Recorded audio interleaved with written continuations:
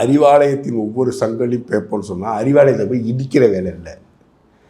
அறிவாலயம் என்கின்ற பெயரில் அங்கு இருக்கக்கூடிய ஊழல்வாதிகள் என்ற செங்கற்களையும் அராஜகவாதிகள் என்ற செங்கற்களையும் ஒன்றாக உருவி எரிஞ்சு அவனெல்லாம் ஜெயிலில் கொண்டு போய் வச்சு வெதும்புற வரைக்கும் நான் இங்கே இருப்பேன்னு சொல்கிறார் அண்ணாமலை.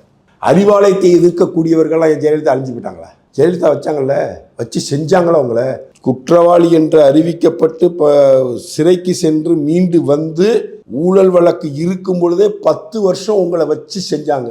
அறிவாலயத்தை வச்சு தானே செஞ்சாங்கல்ல, அழிஞ்சு போயிட்டாங்களா?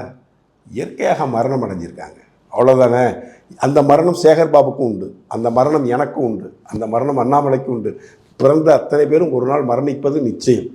இதை தெரிஞ்சுதான் நீங்கள் நானும் பேசிக்கிட்டு இருக்கோம், செயல்பட்டுக்கிட்டு இருக்கோம், உழைச்சிக்கிட்டு இருக்கோம், ஓடிக்கிட்டு இருக்கிறோம். புரியுதுங்களா? அப்போ அழிஞ்சுதான் போவார்கள்னா திமுக அழிய போகிறதா அவர் சொல்கிறார்.